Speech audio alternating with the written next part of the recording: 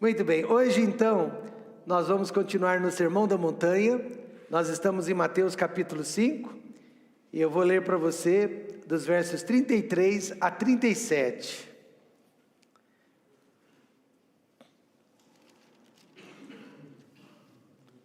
Muito interessante a lição nesta manhã. Nos coloquemos em pé só para a leitura da palavra de Deus.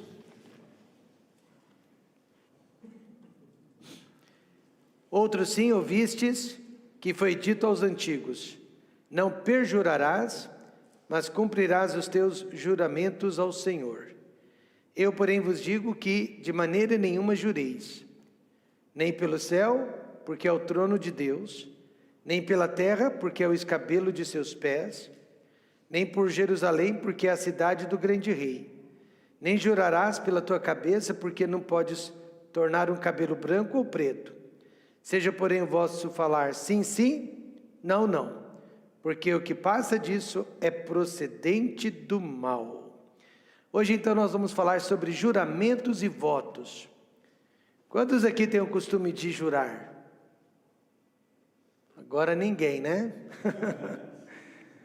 Vamos orar. Querido Deus, eterno Pai, obrigado por esta palavra que já falou aos nossos corações. Agora, ó Pai, dá-nos a explicação que precisamos para que possamos viver uma vida cada vez melhor, cada vez mais produtiva, cada vez mais frutífera, para a sua honra e para a sua glória. No nome de Jesus, amém. Podem se assentar? Por que juramos? Por que juramos? Porque nós somos capazes de mentir. Todos nós aqui somos capazes de mentir e enganar as pessoas. Juramos também porque é uma maneira de convencer as pessoas de que nós estamos dizendo a verdade. Aqui nos países ocidentais, e o Brasil é um deles, é muito comum colocar a sua mão sobre a Bíblia Sagrada e, através daquele gesto, prometer dizer a verdade e nada mais além da verdade. O acusado não é obrigado a dizer nada que o prejudique. Ele pode até ficar calado, mas o que ele não pode é mentir, porque se cometer perjúrio, aí a sentença poderá ser muito maior. Jesus já havia corrigido a visão dos fariseus a respeito do homicídio, vocês se lembram disso? A respeito do adultério e, na última aula, a respeito do divórcio. Agora chegou a hora de puxar a orelha deles a respeito de juramentos, pois através dessa prática de juramentos, os fariseus convenciam as pessoas que eles estavam sempre falando por Deus, que eles eram porta-vozes de Deus, e pior ainda, obrigavam as pessoas a se auto-incriminarem através do juramento forçado. Até Jesus foi vítima disso. Até Jesus foi vítima desse tipo de situação. Vocês se lembram quando o sumo sacerdote disse assim para Jesus: conjuro-te pelo Deus vivo, que nos diga se tu és o Cristo, Filho de Deus. Ele obrigou Jesus a jurar se ele era o Filho de Deus ou não. Até ali Jesus estava o quê? Calado. Jesus foi obrigado então, naquele instante, a se auto-incriminar, pois ele não podia mentir. Não é interessante isso? E Jesus teve que dizer: eu sou. Os fariseus faziam as pessoas jurarem pelo que havia de mais sagrado: Deus, o altar do templo, o céu e a terra. Hoje em dia, os homens continuam jurando, mas agora é geralmente pela mãe. Eu juro pela alma da minha mãe, ou eu juro pela vida da minha mãe, eu juro pelos meus filhos. E às vezes, no desespero, até pela própria vida. Eu quero que um raio caia sobre a minha cabeça se eu estiver mentindo. O duro é que muitas vezes está, mas não tem medo de fazer esse juramento, porque é da boca para fora. Então, juramentos verbais não têm mais legalidade alguma nos dias de hoje. Aliás, nos dias de hoje, os negócios precisam ser comprovados em cartório e mesmo assim corremos risco de sermos enganados. Então, o que aprendemos sobre juramentos e votos aqui no Sermão da Montanha? Primeiro de tudo, o ensinamento da lei. O que a lei ensinava? Não perjurarás, mas cumprirás os teus juramentos ao Senhor. A lei ou a palavra de Deus sempre deve ser o nosso ponto de partida, mas também o nosso ponto de chegada. Não adianta nada, né? Começar pela lei ou pela palavra de Deus, mas terminar fora dela. O problema é como os homens estão lendo a Bíblia e não como ela foi escrita. Posso repetir? O problema é como os homens estão lendo a Bíblia e não como ela foi escrita. Jesus teve que corrigir a visão que aqueles fariseus tinham da Bíblia. Quantos aqui, além de mim, pois eu me incluo, já tiveram uma visão errada da palavra de Deus? Você já leu de forma errada o que a palavra de Deus estava realmente dizendo? A maioria de nós. A maioria de nós. Sabe por quê? Isso prova que ela é inesgotável, enquanto que nós somos limitados. A Bíblia não é como a Constituição do nosso país, que dependendo do juiz, a interpretação pode ser uma ou pode ser outra. A Bíblia nunca foi escrita para ser debatida e contextualizada, mas para ser obedecida. Se nós a obedecêssemos mais, nós não teríamos dificuldades para entendê-la. Então, o que a lei realmente ensina sobre juramentos e votos? Três passagens específicas sobre esse assunto no Velho Testamento. Vamos a elas. Primeira, Levítico 19:12. Nem jurareis falso pelo meu nome, pois profanarás o nome do teu Deus, eu sou o Senhor. Então, o primeiro ensinamento, não devemos fazer juramentos falsos. Eu sei quando eu estou jurando falsamente. Você sabe quando está jurando falsamente. Porque lá no seu íntimo, você não tem a intenção de cumprir o que você está prometendo. Segundo, Números 30, verso 2. Quando o homem fizer voto ao Senhor, ou fizer juramento, ligando a sua alma com obrigação, não violará a sua palavra. Segundo tudo que saiu da sua boca, fará. E, por último, Deuteronômio 23, 21. Quando fizeres algum voto ao Senhor teu Deus, não tardarás em cumpri-lo, porque o Senhor teu Deus certamente o requererá de ti, e em ti haverá pecado. Então, quantos concordam que jurar, prometer, aos olhos de Deus, é algo muito sério? E não tem nada sendo mais danificado nos dias de hoje do que a nossa palavra, do que as nossas promessas. A ênfase sobre o nosso juramento precisa ser na verdade e na fidelidade. Então, nós temos que primeiro jurar em verdade, com a intenção de cumprir o nosso voto, e devemos procurar sermos fiéis naquilo que prometemos. Todo médico, ele faz um juramento no dia da sua formação, e ele promete cuidar das pessoas independente de quem elas sejam, do que elas fizeram, do que elas são. Haja vista que pode ser o pior criminoso do mundo, o médico tem a obrigação de salvar a vida dele. Amém, irmãos? Mas durante a pandemia, vocês acreditam que havia médicos ideologistas, médicos que nem merecem esse nome, que recusaram tratar pessoas não vacinadas da Covid? Se a pessoa chegava no hospital e ela não era vacinada, eles não faziam questão de tratar aquela pessoa. Quebraram o seu juramento, quebraram o seu voto.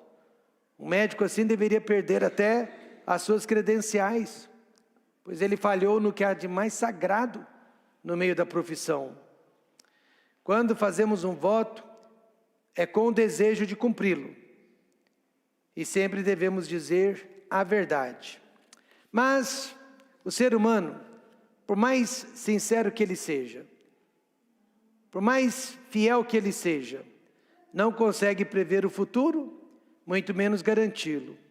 Por isso mesmo, todos nós aqui já quebramos nossas promessas, não é verdade? Todos nós aqui já falamos uma mentira pensando que fosse uma verdade. Por isso, Deus enfatiza o estado do nosso coração quando fazemos uma promessa e não o resultado da nossa promessa. Amém, irmãos? Porque só Deus é onipotente e soberano. E aí podemos fazer promessas com sinceridade, em verdade, mas não temos a garantia de que vamos cumpri-la, nem sabemos se vamos estar vivos para isso. E Deus então Ele está olhando não para o resultado do nosso juramento, mas para o estado do nosso coração, quando nós fizemos aquele julgamento. Certa esposa, ela prometeu que se vendesse a casa, ela daria 30% do valor da casa para ajudar a igreja dela, que estava em construção. Mas ela esqueceu um detalhe muito importante, de combinar isso com o marido. Ela esqueceu de combinar com o marido. E finalmente, quando ela conseguiu vender a casa, ela queria cumprir o seu voto. E aí ela falou com o marido. E quando o marido soube da promessa que a esposa havia feito, sem o consentimento dele, ele ficou furioso. E aí os dois foram parar no escritório do pastor. O pastor tranquilizou o marido, dizendo que ele poderia sim anular o voto da esposa, já que o mesmo foi feito sem o conhecimento dele. Veja, o pastor usou o texto de Números 30, verso 13. Todo voto e todo juramento de obrigação para humilhar a alma, seu marido confirmará ou, diga alguém, ele anulou o voto da esposa. Agora, como que ficou a situação daquela esposa perante Deus? O marido anulou o voto dela, então o voto não foi cumprido. Mas perante Deus é como que se o voto tivesse sido cumprido, pois ela fez a promessa em verdade, ela fez a promessa em fidelidade, ainda que não conseguiu cumpri-la. Então é por isso que eu estou dizendo, Deus ele está reparando no estado do seu coração quando você faz uma promessa. Deus está olhando para o estado do seu coração quando você faz um juramento. Todos nós fazemos juramentos, promessas, mas não temos 100% de certeza que será cumprido. Mas naquele momento, o nosso coração tem que ser sincero.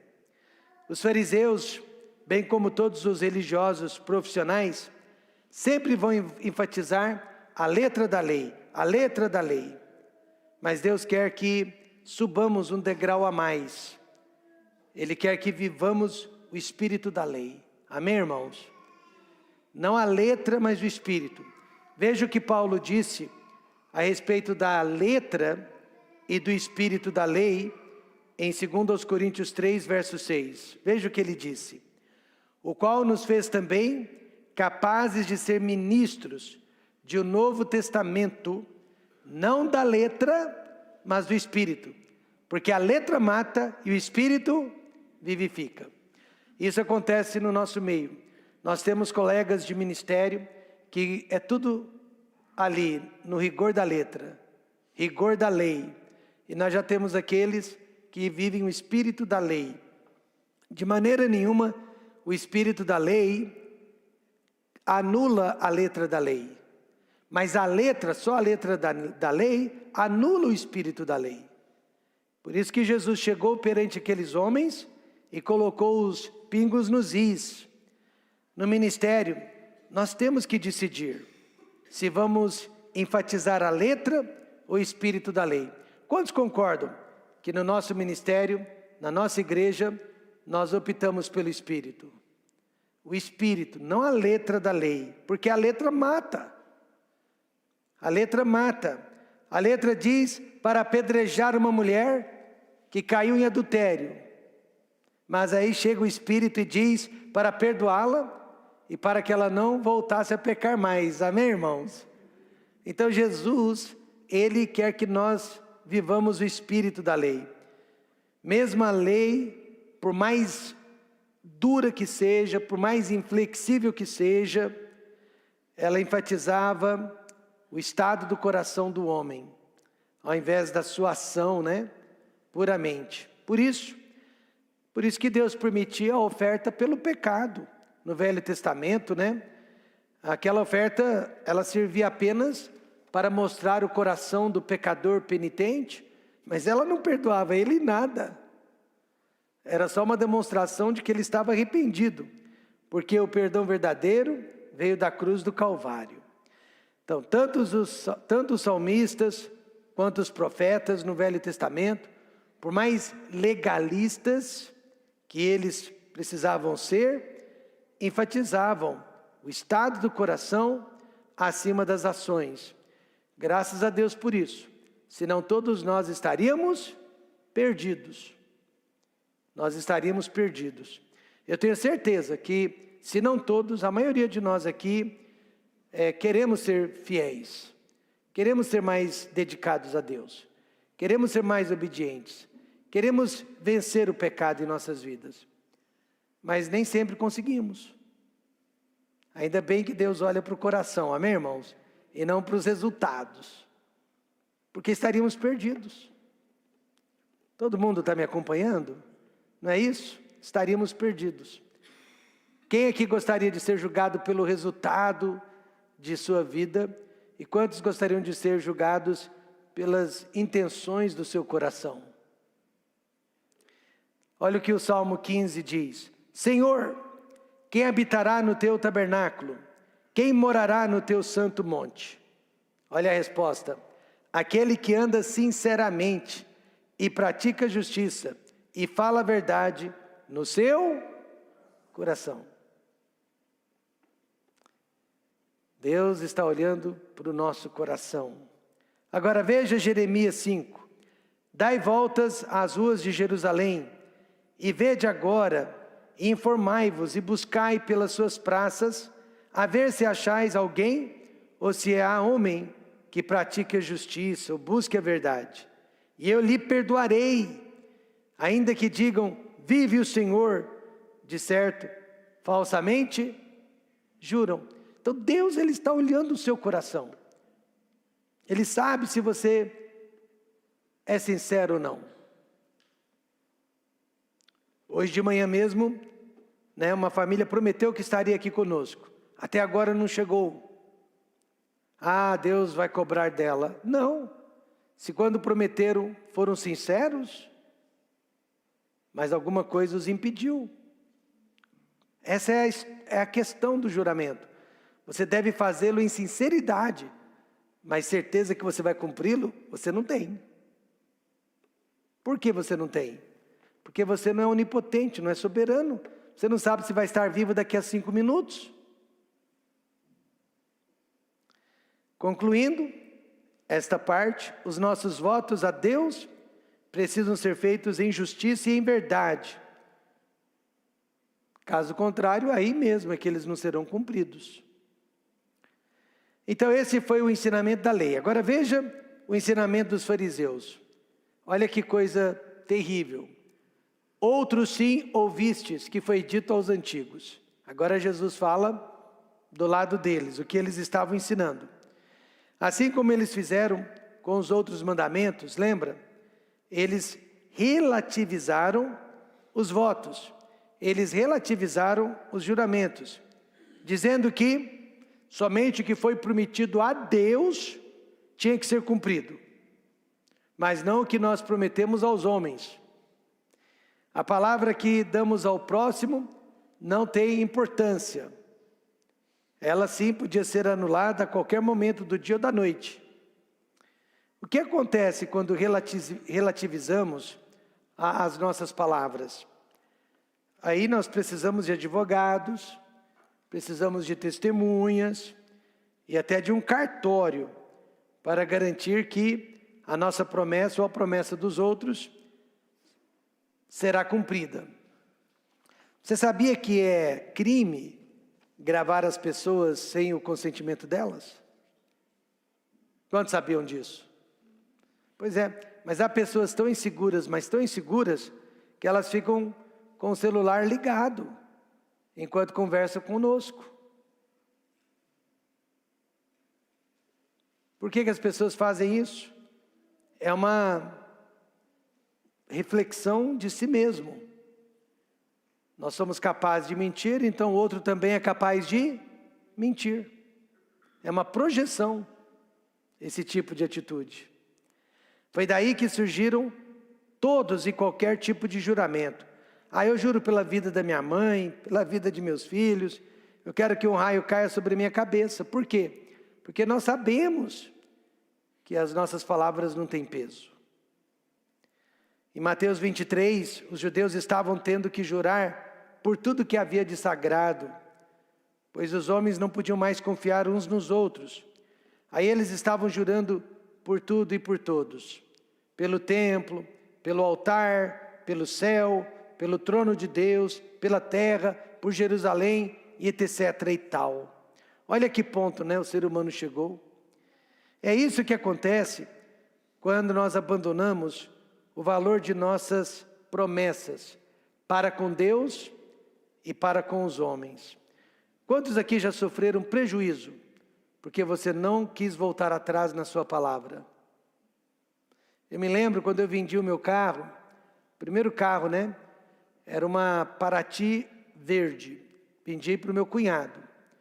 E nunca tive problema com a Paraty, era uma Paraty excelente.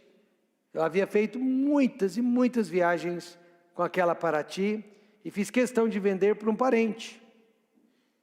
Quando a gente confia no carro, a gente vende para um amigo, Walter? Quando a gente não confia, a gente vende para o inimigo. Aí, passado o mês, ele me telefona dizendo que a Paraty não passou na inspeção da seguradora. Havia um problema sério. Naquela época era o eixo, aquele eixo debaixo do carro. E na hora que eu soube disso, eu perguntei para ele quanto custa para arrumar. Custava mais ou menos 1/3 do valor do carro. Eu devolvi 1/3 do dinheiro para ele. Foi um prejuízo danado, porque agora eu não tinha mais dinheiro para comprar um outro carro. A intenção era melhorar, de vida. Mas eu não podia voltar atrás. Eu disse para ele que eu estava vendendo um bom carro. E eu tinha que cumprir a minha palavra. Então, meus irmãos, essa é apenas uma ilustração. Por exemplo, eu sempre levo prejuízo quando alguém bate no meu carro. Sempre. Sempre. Ninguém nunca cobriu todo o meu prejuízo. Graças a Deus nós temos seguro. O seguro cobre o principal, mas eu sempre tenho que pagar o quê? A franquia. E a pessoa que bateu no meu carro, nem a franquia paga. Então vamos supor que na minha vida inteira eu já tive 10 acidentes. Prejuízo nos 10 acidentes. Mas por quê? Por que eu faço isso? Por que eu levo prejuízo? Porque eu falo de Cristo para a pessoa, convido para vir na igreja, aí depois eu coloco o advogado em cima dela? Não faz sentido. Exatamente, não faria sentido. Então é isso que acontece quando abandonamos o valor das nossas palavras. Aí nós vamos quebrar sempre as nossas promessas, vai virar um hábito frequente em nossa vida. E exemplo disso são o quê? Os divórcios. Divórcio nada mais é do que a quebra de promessa. Sim ou não? Eu prometo, não é? O que você prometeu para o Paulo, Dona Maria, Emília? Você prometeu ficar com ele na beleza ou na feiura? Ainda bem que continua na beleza. Ela prometeu ficar com ele na saúde ou na doença? Ainda está na saúde. Mas vai chegar o dia que vai vir a feiura, vai vir a doença. E é nessas horas que nós cumprimos. Aí a Grace está olhando para mim fazendo assim, porque ela já passou por tudo isso. Mas ela não quebra a promessa dela. Já dura mais de 50 anos. Então, meus irmãos, quebra de contratos, dissolução de sociedade. Você mesmo, né, Walter, já levou muito prejuízo com essa questão aqui de sociedade, né? É triste, mas é duro confiar na palavra dos homens hoje em dia. Por isso que nós juramos e apelamos, porque realmente não dá mais para confiar nas pessoas. Não dá.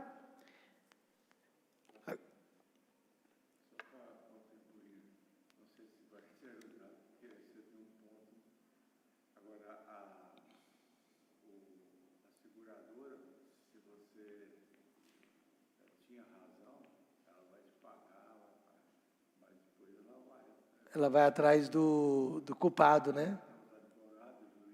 E ela não tem a misericórdia que eu tenho não, né, Cleto? Minha parte eu fiz. O que o Cleto está dizendo é que quem bateu no meu carro, com certeza a seguradora foi atrás dele depois, né? Pode ser. Seguradora não perde.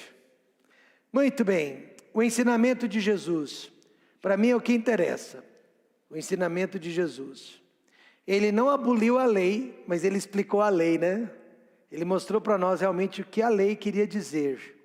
E eu fico com a interpretação de Jesus. Jesus é o melhor comentarista que existe da Bíblia.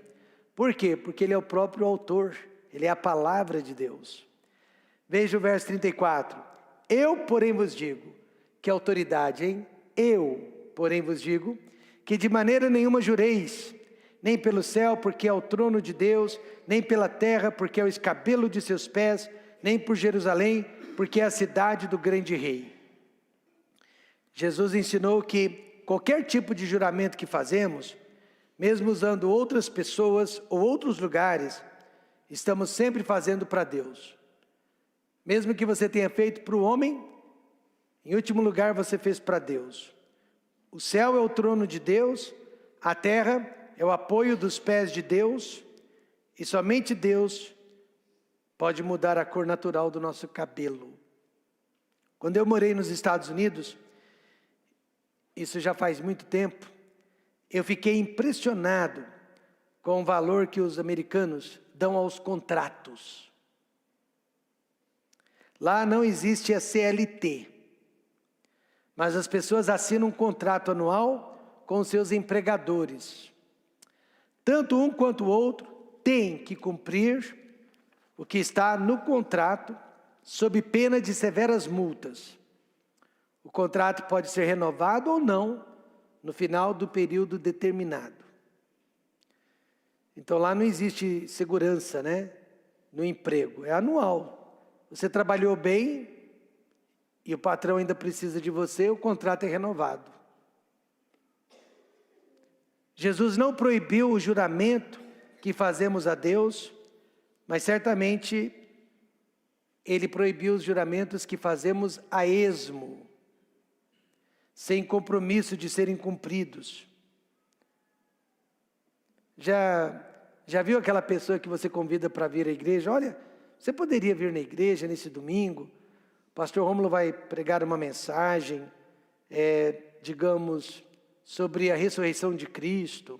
A pessoa diz, olha, eu não vou te prometer, porque se eu te prometer eu tenho que cumprir. Mas se eu puder eu vou. Você acha isso lindo, né? Olha, essa pessoa tem caráter. E tem mesmo. Mas quando ela disse, se eu puder eu vou, quem não pode? O que nos impediria de vir à igreja? Senão a nossa própria vontade. Então você percebe, a pessoa ela quer evitar de mentir, mas ao mesmo tempo ela mentiu. O certo ela é dizer, se eu tiver vontade eu vou. Aí ela estaria falando a verdade. Então não adianta, a Bíblia é muito clara. Não há homem perfeito que não tropece com a sua língua. Nós estamos sempre mentindo, mesmo sem perceber. Recentemente, uma pessoa me telefonou pedindo perdão por uma mentira que ela havia espalhado a meu respeito. Na hora eu a perdoei, mas sabe o que eu disse para ela? Que eu também já menti, que eu também já tive que pedir perdão pelas minhas falas. Por que eu fiz isso? Porque é verdade. Não foi para fazê-lo se sentir bem, mas para mostrar para ele que eu também já tinha passado pelo que ele está passando.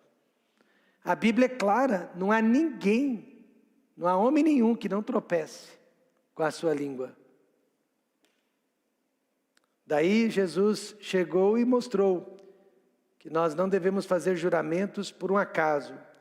Jesus nos levou de volta à origem, verdade e fidelidade de nossas palavras, mas sabendo que não somos infalíveis como Deus. Por isso, ao invés de jurar, Jesus disse, então apenas diga sim ou diga não. Olha, eu gostaria que você viesse na igreja amanhã. Não. Melhor você dizer não e aparecer na igreja do que dizer sim e não vir. É isso que Jesus está ensinando. Verso 37. Seja, porém, o vosso falar, sim, sim, não, não, porque o que passa disto é de procedência maligna. Pedro, ele prometeu que morreria por Jesus Cristo. Mas quando chegou a hora, ele ficou com tanto medo, que ele voltou atrás 3 vezes. Mas quantos acreditam que Pedro foi sincero quando ele fez aquela promessa? Eu tenho certeza que ele foi sincero. Mas ele não teve forças para cumpri-la. Sabendo disso, Jesus o perdoou e o restaurou, pois a promessa de Pedro havia sido feita em verdade e em sinceridade. Então, Jesus não está dizendo para você nunca prometer nada. Ao contrário, prometa tudo, mas seja sincero. Prometa em verdade, prometa querendo realmente cumprir aquela promessa. Judas, não só Judas, mas os outros discípulos, fizeram o mesmo voto de Pedro, voto semelhante. Mas Judas nunca foi sincero. Quando ele prometeu que morreria por Cristo, ele sabia que não era isso que ele faria. Ele sabia que estava mentindo. Ele nunca foi perdoado. Assim como os fariseus, eu acredito, desde que eu aceitei a Cristo com 12 anos de idade, eu também já fiz muitas promessas que eu nunca consegui cumprir. Mas eu estou aqui nesta manhã porque eu fui sincero e porque eu desejei cumpri-las. Senão eu já estaria fora da igreja há muito tempo. Isso não quer dizer que podemos quebrar nossas promessas sem termos problemas com Deus, não. Só quer dizer que não devemos fazê-las se não estamos sendo sinceros. Uma das coisas que eu e a minha esposa sempre tivemos muito cuidado na criação das filhas foi com as nossas promessas. Porque nada frustra mais uma criança do que promessas não cumpridas. Nós pais fazemos muitas promessas para elas a esmo, não fazemos? E depois nós não cumprimos. E elas estão aprendendo que somos mentirosos e que não podem confiar em nossas palavras. Mas apesar de que eu mais cumpri do que descumpri minhas promessas, havia um momento ou outro que eu não conseguia cumprir. E então eu tinha que pedir perdão a elas e dizer que eu iria recompensá-las. Mas era uma guerra civil dentro de casa quando eu quebrava uma promessa. Eram 3 contra 1 o tempo todo. Então nós temos que ter muito cuidado. Inclusive, quem está lendo o livro do pastor Daniel sobre a criação de filhos? Lá diz que o papel principal dos pais é não causar ira nos filhos. O papel principal dos pais é não causar ira nos filhos. E nós causamos muita ira com promessas chulas que nós não cumprimos e nem queremos cumprir, mas nós só falamos ali na hora que é para tirar a criança do nosso pé. Pois é, Sim, sim, não, não, Walter. Walter, você vai vir hoje à tarde no culto de oração dos homens? Sim, mas se ele não aparecer, eu sei que aconteceu alguma coisa, porque ele não é onipotente. Mas ele respondeu com sinceridade. Amém, irmãos? É isso. Eu acho que isso tudo exemplifica o estudo de hoje. Vamos, a partir de agora, tomar mais cuidado com as nossas palavras, com as nossas promessas, com os nossos juramentos.